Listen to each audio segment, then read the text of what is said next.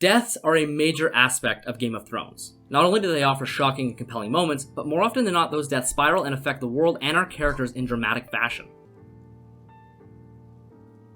Well, at least the good ones do. Death is treated very well for the majority of this show, primarily when straight adapting the books from George R.R. Martin. They're seldom for shock value and shock value alone, instead they often teach us a valuable lesson about the world and expand and alter it, all while having massive and long-lasting impacts on our characters as well. Death's repercussions ripple throughout the entire realm when handled properly, and here are, in my opinion, the top 10 best deaths in Game of Thrones. Props will be given for style points, narrative effect, and impact on Westeros and the characters within it. How those characters were operating within the Game of Thrones, the complexity of their goals, who killed them and why, how, it all matters to some degree. But the best deaths have a good mix of everything, starting with number 10, Ramsay Bolton.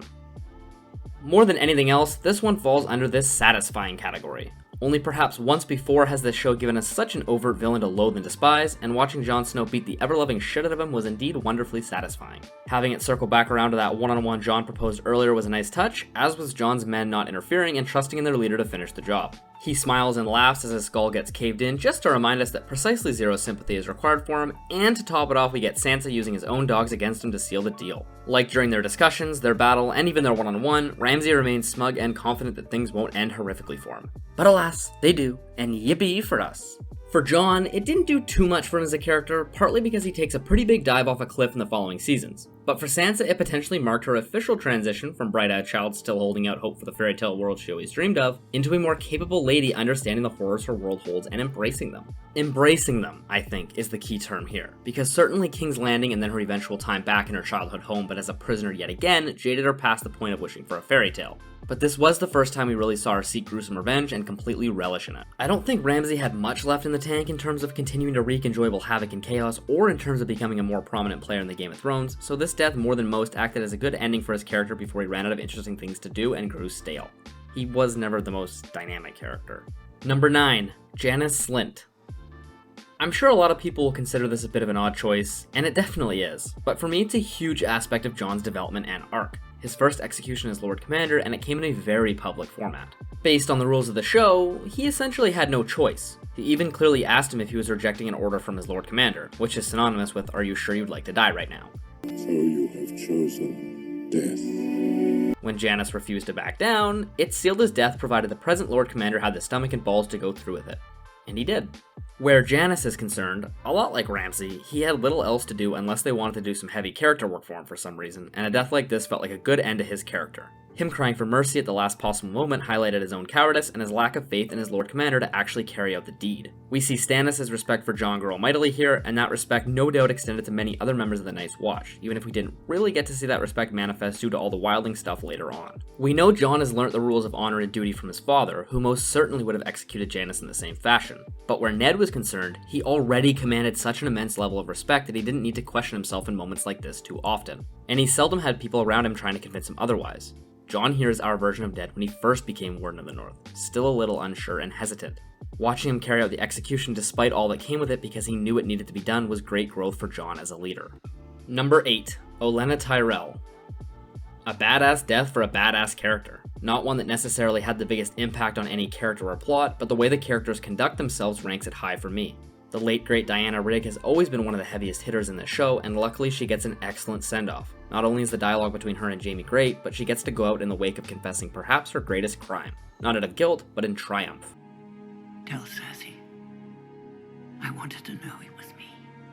And not to mock Jaime either. Both characters, but mostly Olenna, do huck some shade at the other person, but for the most part they show each other the utmost respect, which climaxes in Jaime giving her the most peaceful death imaginable and Olenna scarfing it down without protest. These types of deaths hit even better considering they're so rare amidst the usual cruel brutality, and Olenna deserves something like this more than most, strictly because of how cool she was. Her character was written so damn consistently throughout the show, and I'm so glad they didn't fuck up her death like they did to so many others in season 7 and 8.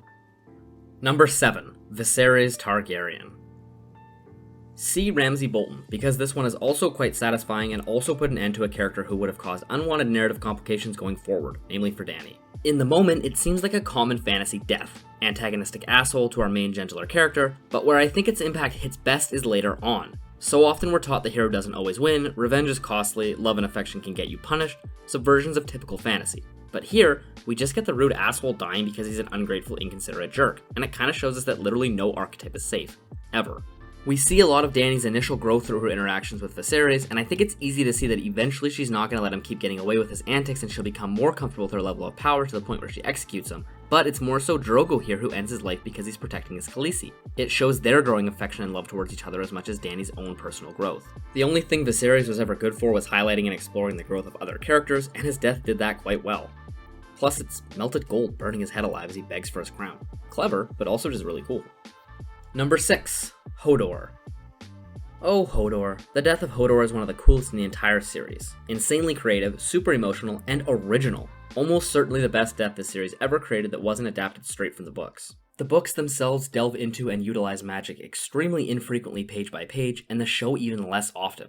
With a character like Bran, it's kinda hard to not have magic play a larger role in certain arcs, and I think that's why so many people have such a justified problem with the Long Night episode, specifically in regards to Bran. He has all this incredible magic flowing through him, and he uses it to become a raven and watch the army advance. And that's about it. But where Hodor is concerned, Bran traveled back in time and mind-spliced our beloved little Hodor into becoming a simpleton who could only utter a single thing. Not his name, but a mushed-together phrase. The one that created him as much as it killed him. Hodor. Hold the door. Beautifully creative and unique, looking back, it's crazy to think D&D cultivated and pulled this death off the way they did. But it's astounding. In my opinion, more things like this could have and definitely should have existed due to Bran and the Three-Eyed Raven, but at least we did get one beautiful moment. Also within this death, we get Summer's death, which could be some lovely symbolism for the death of summer and the final coming of winter, so it's got multiple things going for it. The death of a lovable side character while protecting our hero always hits well, and it hits even better considering how inventive and strange it was. Number 5. Oberyn Martell.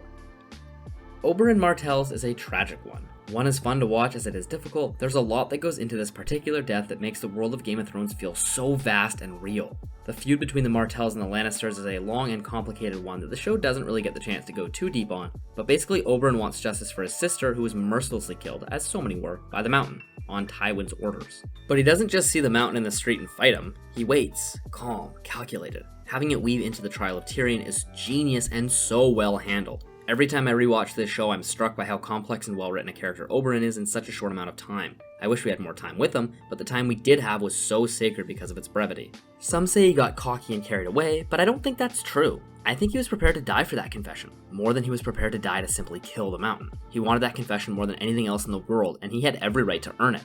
A just hero if there ever was one, fighting for not only his own justice, but the freedom of one of our main characters. Combating a vile, cruel villain if there ever was one. Every fantasy trope in the land would have given that win to Oberyn, but not Game of Thrones. Number 4. Joffrey Baratheon.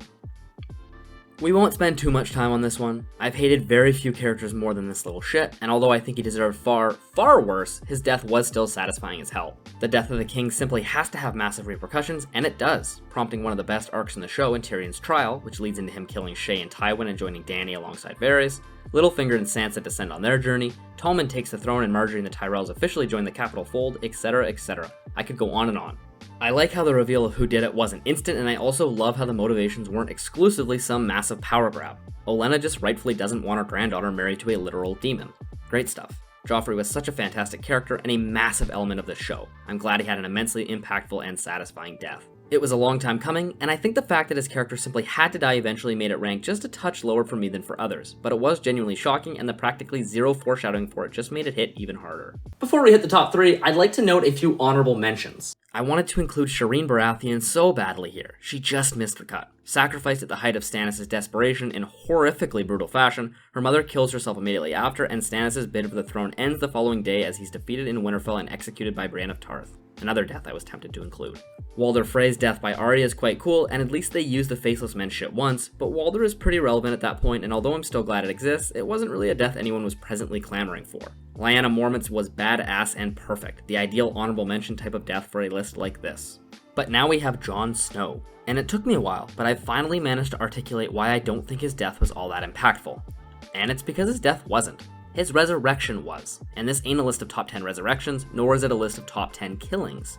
It's not his death that results in him leaving the Night's Watch and becoming the King of the North and all that, it's his resurrection. We never get to see the full impacts of his death because he doesn't stay dead. If post-Battle of the Bastards Jon had been a little less stale and boring, I might have been able to justify his placement on this list, but he's kind of brought back to life for no reason towards the end of the show. Shocking, yes, but not my favorite. I do like watching him execute Ollie though, that prick little fuck. Number 3, Tywin Lannister. The most powerful man in Westeros, taken down on the toilet by his dwarf son. We love it. Tywin is one of the best characters in the show and certainly the one able to effect the most change. He was single-handedly holding together the dynasty of his great and powerful house, while his 3 children did their best to wreck it, and managed to get pretty much everyone to do precisely what he wanted, provided he gave it enough attention. He's strict and cruel, but not evil. His motives make obvious sense, and he's clearly extremely good at what he does. I think it's the justified respect he commands that makes him appeal to audiences so much. He seemed like an invincible character all throughout, and he pretty much was, only able to be bested while sitting on the privy. It was easy to hate him in his disdain for Tyrion, but then he'd have a few dope lines to put Joffrey in his place and we'd start to forget just how vicious and mean he could be. Any man who must say, I am the king, is no true king. His death didn't plunge the Lannisters and King's Landing into a lot of chaos, but his absence sure did. Letting Cersei and Jaime run free is never a good idea, and removing Tyrion and his sensibilities from the fold likewise did not help matters. His death is a bit harder to quantify in terms of future impact because, as I said, it's more his absence that allows certain events to unfold and certain people to do certain things. His death, per se, doesn't inspire much action, just a hunt for Tyrion that doesn't really end up going anywhere. Tyrion escaping, killing Shay just before, the trial, the murder of Joffrey, these few episodes are the highest highs of one of the best shows of all time. We should be so lucky. Number 2, Robb Stark. One of the best episodes of television I've ever seen, the sheer shock of this episode alone is enough to earn it a spot on this list. What makes it so high, however, is how large of an impact it has on the world around it, both immediately and in the future. The reigns of Castamere being teased throughout the season, the massive slight of the phrase, a wedding proposal by Walder Frey, and the knowledge that Tywin and the Lannisters would do anything to stop Robb's reign meant this episode simultaneously came out of nowhere and made perfect sense. A wonderful shocking moment that remains a wonderful shocking moment long after. This is one of the many instances of revenge being shown to us as an undesirable goal and one that will get you punished. The only reason Catelyn doesn't quite occupy the spot alongside her son is because Catelyn's nowhere near as interesting or exciting at this point.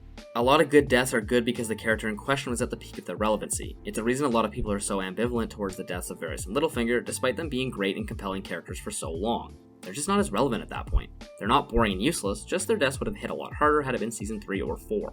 The Red Wedding itself is one of the best events in the entire show, but Robb's is certainly the most impactful death within it. It marks Joffrey's last true opposition, meaning he's free to be crueler and more vicious than ever, especially towards Sansa, who feels and is more alone than ever. This allows the Boltons to take the north, it sends Arya deeper on her journey with the Hound, it affects countless people and events throughout the realm, and it's gut-wrenching to watch no matter how many times you've seen it. It's absolutely brutal too, with Talissa being stabbed right in the Eddard, Robb taking so long to fall, Catelyn slitting the girl's throat out of anguish, Grey Wind being killed and mounted on Robb's body, and Arya gets there just as it happens. What should be her happiest moment ended up being this, the Red Wedding. Plus, the drummer from Coldplay's in this. What's not to like? Oh, the murder of half our favorite family? Yeah, that's fair. Number 1, Eddard Stark. This was the only death that could ever be number 1 for me. The most shocking, the most impactful, the most heartbreaking, the most traumatizing. This death shaped Game of Thrones into the behemoth it became. You can feel the effects of this death in basically every single event that transpires for the remainder of the show, as it affects people on both a personal level and a political one. The catalyst of the War of the Five Kings, alongside Robert's death, Ned was our main character, our just and righteous hero. Ill was not supposed to befall him. All he ever did was act honorably and do his best to serve his king and his realm.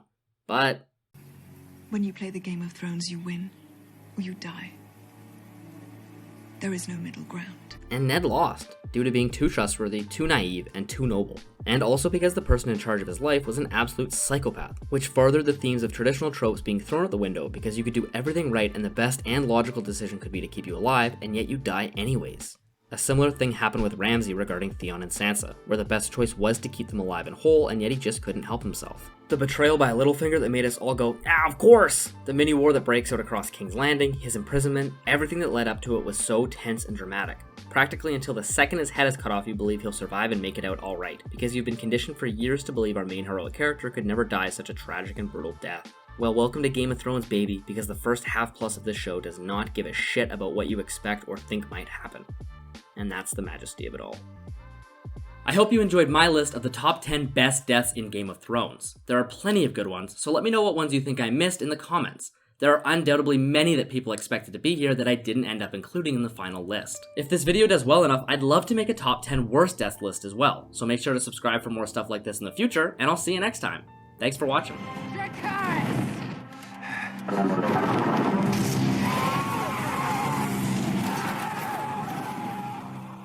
This is my YouTube now.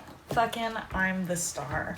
Corey could never be as star quality as me. Just kidding, I love you, make good content.